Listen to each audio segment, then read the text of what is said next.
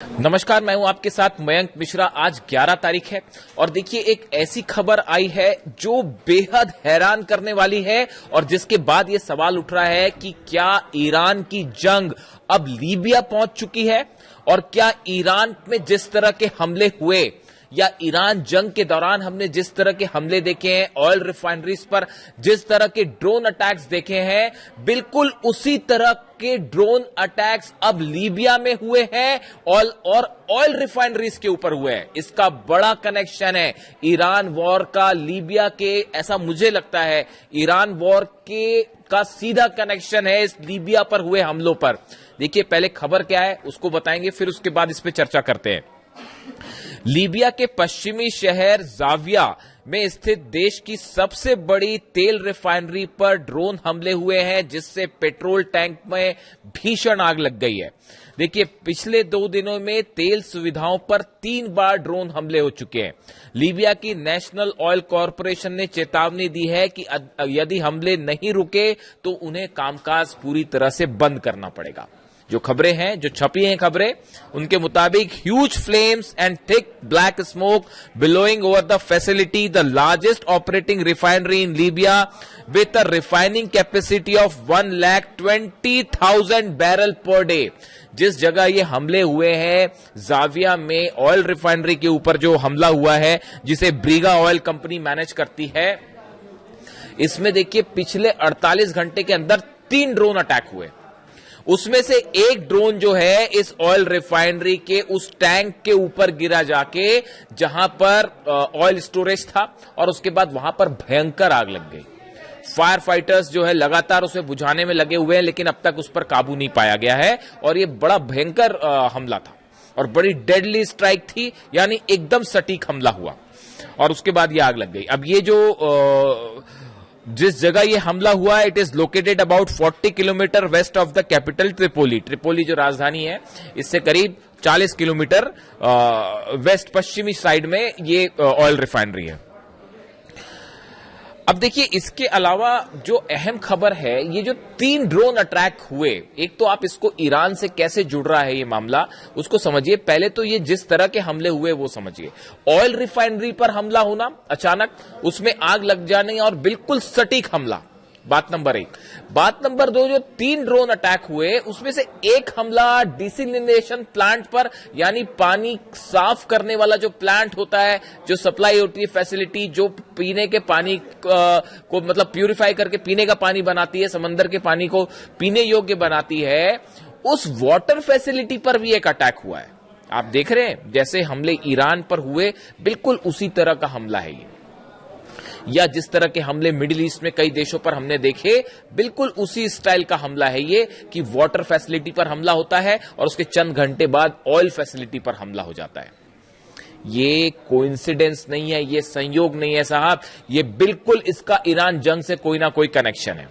तो national oil corporation है, NOC है, उसने बताया कि कैसे हमले हुए और 402T टैंक जो था वो ब्लास्ट कर गया, उसमें आग लग गई।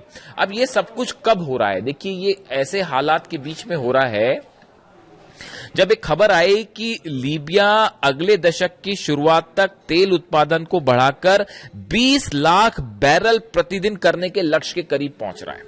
पिछले कुछ समय से लीबिया में ऑयल प्रोडक्शन बहुत तेजी के साथ बढ़ रहा है और बताया जा रहा है कि नेक्स्ट डिकेड की शुरुआत होते होते वो 20 लाख बैरल प्रतिदिन तक पहुंच जाएगा। यानी लीबिया एक ऐसे देश के रूप में उभर रहा था तेजी से जो बहुत ज्यादा क्रूड ऑयल जो है वो प्रोड्यूस कर रहा है, कच्चा तेल प्रोड्यूस कर रहा है और एक बड़ा प्लेयर मार्केट में बन के उभर रहा है। इस बीच में अचानक ऑयल रिफाइनरी पर हमले हुए। कहना मैं ये चाहता हूं, क्या कोई है जो लीबिया के तेल में आग लगाना चाह रहा है, लीबिया के ऑयल को रोकना चाह रहा है? क्या ऐसी कोई साजिश हो रही है यहां पे? देखिए the attacks highlights the continuing security challenges in Libya where rival administration and armed groups have retained influence despite a 2020 ceasefire that halted the major warfare. 2020 में यहाँ के जो 2 अलग अलग गुट हैं इनके बीच में समझौता होता है, सीज फायर हो जाता है, लेकिन उसके बाद अभी फिर से हमले शुरू हुए हैं 2020 के बाद।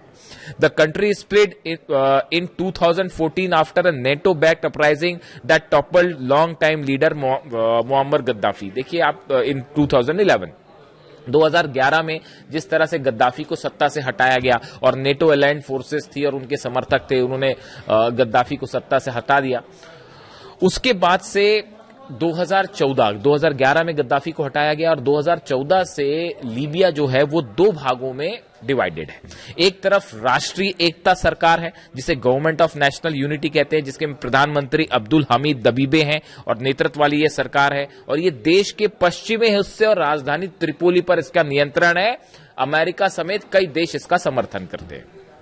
मुख्य रूप से जो इस समय सरकार है जिसके प्रधानमंत्री अब्दुल हमीद दबीबे हैं लीबिया में, और इसका समर्थक जो है वो अमेरिका भी करता है और पश्चिमी हिस्से पे इसका शासन है और इसे संयुक्त राष्ट्र और कई देश का इनको समर्थन प्राप्त है। दूसरी तरफ है लीबियाई national army LNA, Libyan national army. Field marshal Khalifa Haftar के नेतृत्व वाला यह गुट देश के पूर्वी और दक्षिणी हिस्से पर नियंत्रण रखता है। यानी एक तरफ सरकार है जिसको अमेरिका और अन्य देशों का समर्थन प्राप्त है, UN का समर्थन प्राप्त है। दूसरी तरफ है लीबियाई नेशनल आर्मी जिसको लीड करते हैं फील्ड मार्शल खलीफा हफ्तार, और ये जो है पूर्वी और दक्षिणी हिस्सों पर नियंत्रण रखता है और इसका मुख्यालय बेंगाजी है। यानी एक तरफ ट्रिपोली, दूसरी तरफ बेंगाजी। अब गौर करने वाली बात यह है, देखिए राष्ट्रीय जो गवर्नमेंट है, गवर्नमेंट ऑफ नेशनल यूनिटी जो है, जिसमें प्रधानमंत्री अब्दुल हमीद, इनका समर्थन अमेरिका कर रहा है। और जो दूसरा गुट है खलीफा हफ्तार का समर्थन जो है, इसका समर्थन रूस करता है। रूस ट्रिपोली स्थित अंतर्राष्ट्रीय स्तर पर मान्यता प्राप्त सरकार के खिलाफ है और पूर्वी लीबिया के ताकतवर नेता खलीफा हफ्तार को कूटनीतिक, आर्थिक और सैन्य सहायता प्रदान करता है। यानी देखिए यहां पर भी वो दो भाग हैं, एक तरफ अमेरिका है और एक तरफ जो लीबिया नेशनल आर्मी है उसके साथ रूस है। अब देखिए कनेक्शंस देखिए आप, जिस तरह से रूस की ऑयल फैसिलिटीज पर हमले हो रहे हैं, करीब 100 हमले ऐसे हुए हैं पिछले 1 महीने के अंदर जो रशिया की ऑयल फैसिलिटी पे हुए हैं। बदले में यूक्रेन के ऊपर भी स्ट्राइक्स की गई हैं बड़ी रूस की तरफ से। आप देखिए मिडिल ईस्ट में एक ऑयल का बड़ा खेल शुरू है। अमेरिका जंग में ईरान को नहीं हरा पाया, ये बात अब जग जाहिर है, सबको पता है। अब ऐसी स्थिति में ट्रंप ने एक नई रणनीति अपनाई है, वो है इकोनॉमिक ब्लॉकेड की। यानी जो जहाज अमेरिका के खड़े हैं वो ईरान की मिसाइल की जद से बाहर खड़े हैं समंदर में कि कहीं अबू मेदी से हमला ना हो जाए, या जो मिसाइल्स चाइना ने दी हैं डिस्ट्रॉयर्स को तबाह करने के लिए, एंटीशिप मिसाइल्स, उसकी रेंज के बाहर अमेरिका की फोर्सेस खड़ी हैं। लेकिन वो ईरान के जहाजों को हॉर्मुज में अंदर आने जाने नहीं दे रही, और वैसे ईरान ने भी हॉर्मुज को बंद कर रखा है कि वहां से कोई जहाज बाहर ना जा सके। यानी हॉर्मुज पूरी तरह से बंद है। अब ये जो अमेरिका की रणनीति है ईरान के एक्सपोर्ट को रोकने की, ये मुख्यतः ऑयल को रोकने की है। अमेरिका एक तरफ रूस के ऑयल पर पूरी तरह से कंट्रोल करना चाह रहा है। ऑयल रिफाइनरीज पे आग लग गई है, ऑयल जितने स्टेशन हैं उनको जलाने की कोशिश है। वो यूक्रेन हमले कर रहा है लेकिन हथियार नेटो प्रोवाइड कर रहा है। अमेरिका यूरोप हथियार प्रोवाइड कर रहे हैं रूस के ऑयल ठिकाने जलाने के लिए। और ऐसे में अब सिचुएशन ये है कि दूसरी तरफ देखिए सैंक्शंस भी लग रहे हैं। वो जो अभी बिल आपने देखा ही है जो अमेरिका में सीनेट में पास हो गया और हाउस ऑफ रिप्रेजेंटेटिव में 31 तारीख को उस पर चर्चा होनी है कि जो देश रूस से तेल खरीदेंगे उनके ऊपर 100% टैरिफ लगेगा। यानी रूस का ऑयल चोक करने की कोशिश है। वैसी जैसे वेनेजुएला के ऑयल पर कब्जा कर लिया, तो वेनेजुएला की सप्लाई चीन को रुक गई, रूस को रुक गई, ईरान को या दूसरी जगह जहां पर जो व्यापार होता था वेनेजुएला का वो रुक गया। अब रूस का ऑयल रोकने की कोशिश है और इसलिए रूस के ठिकानों पर हमले हैं। इसी तरह ईरान की इकोनॉमी को रोकने के लिए, ऑयल रोकने के लिए, पेट्रोलियम प्रोडक्ट रोकने के लिए अरब सागर के आसपास जो है वो ब्लॉकेट करके खड़ी है अमेरिकी सेना, ताकि चीन को सप्लाई रुक जाए, बाकी देशों को सप्लाई रुक जाए। क्या इसका नतीजा है, इस ऑयल वॉर का नतीजा है कि अब लीबिया भी इसका शिकार है और अब ये ईरान वाली जंग, रूस वाली जंग लीबिया में भी लड़ी जाएगी। गद्दाफी हमेशा से अमेरिका के खिलाफ रहे, ये सब जानते ही हैं, और वहां पर एक बड़ा गुट है लोगों का जो अब भी ये मानता है, अमेरिका की नीतियों से संतुष्ट नहीं है। ऐसे में देखिए दो हिस्से हैं। अब इसमें देखिए गौर करने वाली बात यह है कि जो राष्ट्रीय एकता सरकार है, मतलब प्रधानमंत्री अब्दुल हमीद है, और दूसरा लीबियाई नेशनल आर्मी है जिसको खलीफा हफ्तार जो है वो लीड कर रहे हैं। अमेरिका ये कोशिश कर रहा था कि इन दोनों गुटों के बीच में किसी तरह से समझौता करवा दिया जाए और लीबिया के ऑयल का प्रोडक्शन तेजी से बढ़ाया जाए और इसका व्यापार करके मुनाफा कमाया जाए। ये अमेरिका की प्लानिंग है लीबिया में।